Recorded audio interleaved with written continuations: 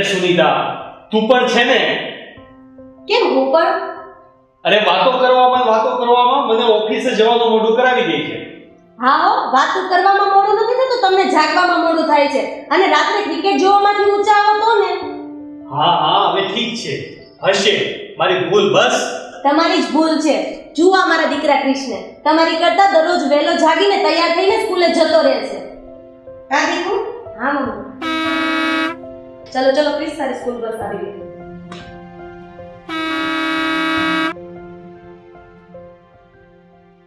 જો ટિફિન પૂરેપૂરું જમી લેજે, કાલની જેમ પાછું નહીં લાવતો. હા mummy. Bye bye mummy. Bye bye papa. Bye by.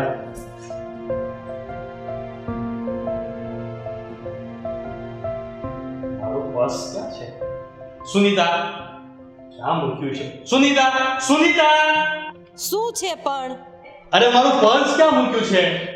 બેડરૂમમાં કબાટમાં ઉપરથી બીજા ખાનામાં ડાબી બાજુની ગુલાબી કોથળીમાં મૂક્યું છે, લઈ લેજો. ભગવાન,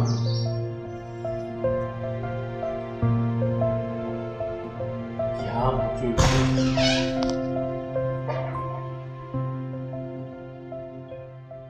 ઓહો, આ બાયુની તો ટેવ જ ના ગઈ.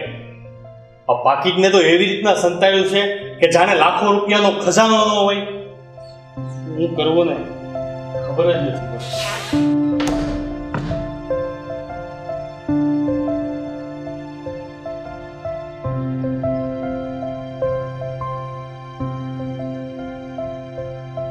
કેમ ઊભા છો? હમણાં તો મારા લીધે મોડું થતું હતું ને, હવે મોડું નથી થતું.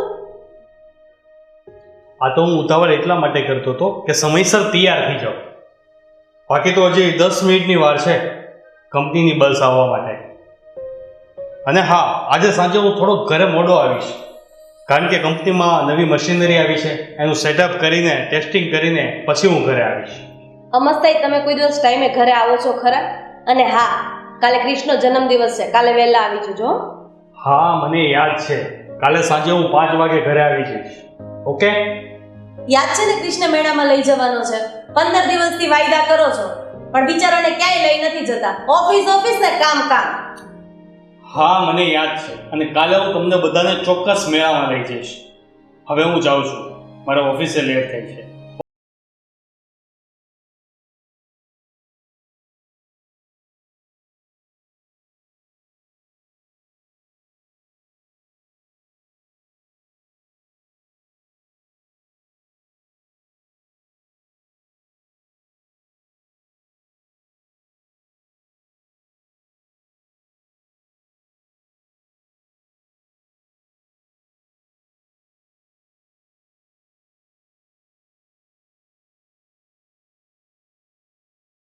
જય શ્રી રામ.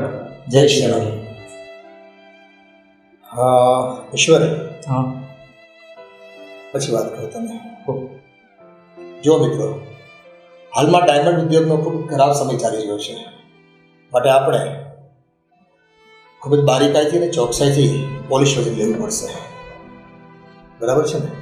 બરાબર છે કાકા. કાલે જ આપણે 990ની કાપણ બોમ્બે સેલમાં મોકલી હતી, તો આપણું કટિંગ બહુ વીક છે. એવો બોમ્બે ઓફિસેથી ફોન આવ્યો હતો, માટે ખાસ ધ્યાન તો રાખવું જ પડશે. ઈશ્વર, મારે ગઈકાલે જ એડ્રોપ વાત થઈ. તૈયારના ભાવમાં 7% ઘટાડો છે, માટે ખૂબ કપરો સમય છે.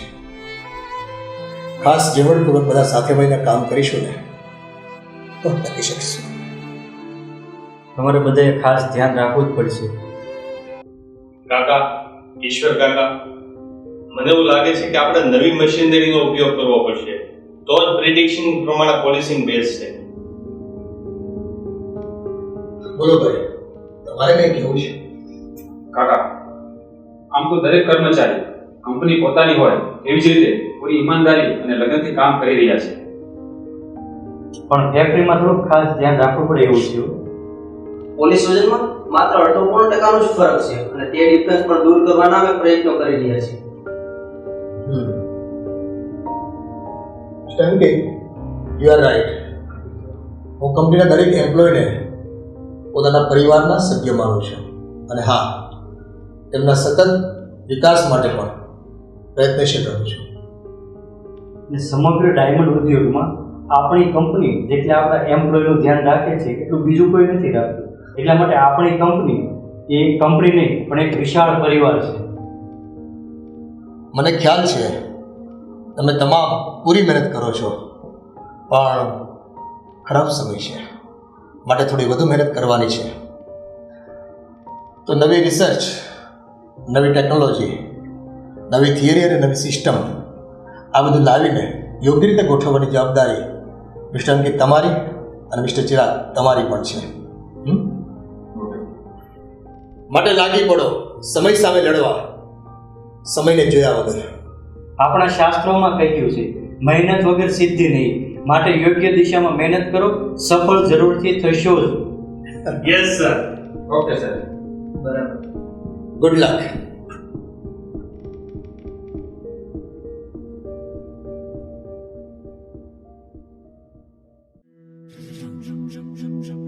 कंधों से मिलते हैं कंधे, कदमों से कदम मिलते हैं, हम चलते हैं जब ऐसे तो दिल दुश्मन के हिलते हैं. कंधों से मिलते हैं कंधे, कदमों से कदम मिलते हैं, हम चलते हैं जब ऐसे तो दिल दुश्मन के हिलते हैं. अब तो हमें आगे बढ़ते हैं रहना, अब तो हमें साथी है बस इतना ही कहना. अब तो हमें आगे बढ़ते हैं रहना, अब तो हमें साथी है बस.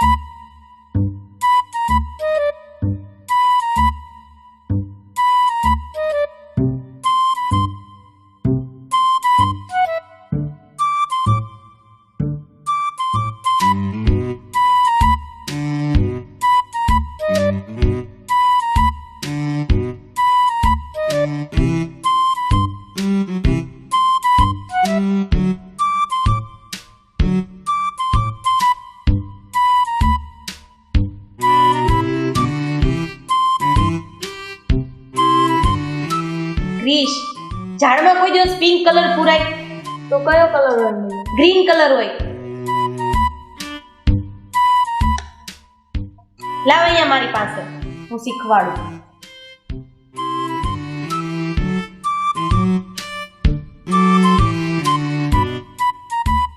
Very good mummy. કેમ?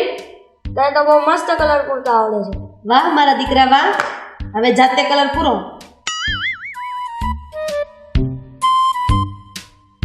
પપ્પા, કાલે તમે મને મેળામાં લઈ જશો ને? મારે પેલા ઊંચા ઊંચા ચંડોળમાં બેસવું છે. હા, જરૂરથી. કાલે હું તમને બધાને જ મેળામાં લઈ જઈશ અને બધી જ રાઇડ્સમાં બેસાડીશ. ઓકે? પણ હા, હું ચોકલેટ 2 થી વધારે નહીં આપું હો. ના પપ્પા, મારે તો 5 જ ચોકલેટ જોઈએ. હા હો બેટા, આપશે તને ચોકલેટ. તમે હું એને અત્યારથી ચોકલેટનું યાદ કરાવો છો? Okay okay okay. સાંભળો બાળકો તથા વડીલો. વડીલો એમ ને? હા, ઓકે ઓકે. હું કાલે સાંજે 5 વાગે ઘરે આવી જઈશ અને તમને બધાને જ વનિતા વિશ્રમના મેળામાં લઈ જઈશ. ઓકે? અને બેટા ક્રિશ, તમારી રાહ જોજે હો. હા પપ્પા. ચાલો ચાલો હવે સૂઈ જઈએ. ખબર છે ને સવારમાં મોડું થઈ જાય છે. હા, ચાલો. ચાલો ચાલો. એટલે સવારમાં જ ભાષણ સાંભળવાનું રહેશે.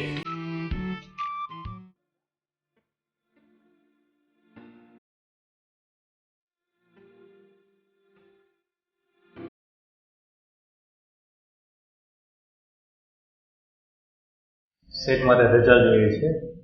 5 વાગે વહેલું જવાનું છે. કેમ? શા માટે? કારણ કે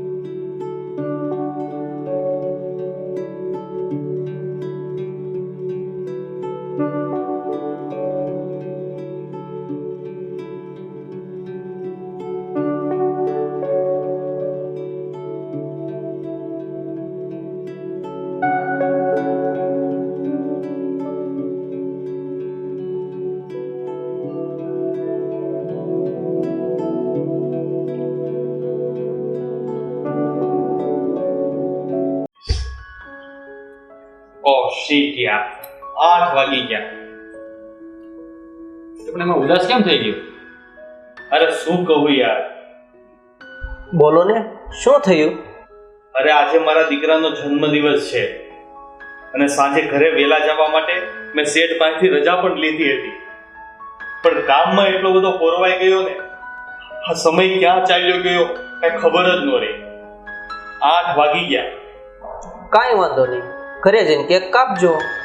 અરે યાર, મેં મારા દીકરા અને મારી પત્નીને વાયદો કર્યો હતો કે સાંજે ઘરે વહેલો આવી જઈશ અને તમને બધાને મેળામાં લઈ જઈશ. મારો દીકરો તો 15 દિવસથી રાહ જોવે છે કે પપ્પા મને મેળામાં લઈ જશે. એ બિચારા તો રાહ જોઈ જોઈને થાકી ગયા હશે. અને તારી ભાભીની તો વાત જ પૂછમાં યાર, એટલી બધી તો ગુસ્સે થશે ને. શું કરું યાર, ખબર નથી પડતી હવે. એ વાત તો છે. હવે આ બધી ચર્ચા શું કરીએ, ચાલો હવે લેટ થઈ ગયું છે. ચાલો.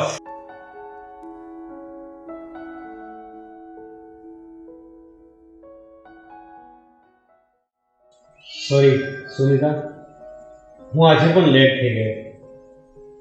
ક્રિશ, મને માફ કરી દે દીકરા. પપ્પા, તમે જે કરો છો એ અમારા માટે જ કરો છો. અમારી ખુશી માટે જ તમે આટલી બધી મહેનત કરો છો. પણ ચિરાગ, સોરી શા માટે? અરે આજે ક્રિશનો હેપી બર્થડે હતો અને મેં તમને બધાને કીધેલું કે હું તમને મેળામાં લઈ જઈશ. અને ક્રિશ તો મેળામાં જઈને આવ્યો. શું વાત કરો છો? કોણ લઈ ગયું હતું?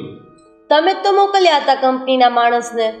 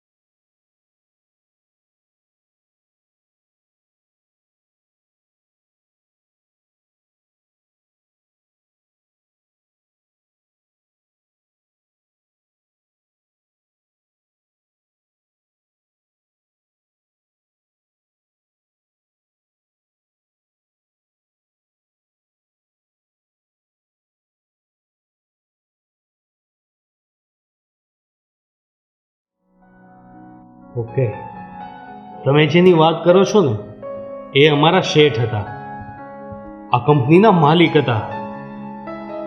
આજે એણે સાબિત કરી બતાવ્યું છે કે એક શેઠ એવા પણ કે જે પોતાના સ્ટાફને પરિવાર માને છે અને પોતાની સંપૂર્ણ નાની સુવિધાઓનો ખ્યાલ રાખી જવાબદારી પૂરી નિષ્ઠા અને નિસ્વાર્થ ભાવે નિભાવે છે.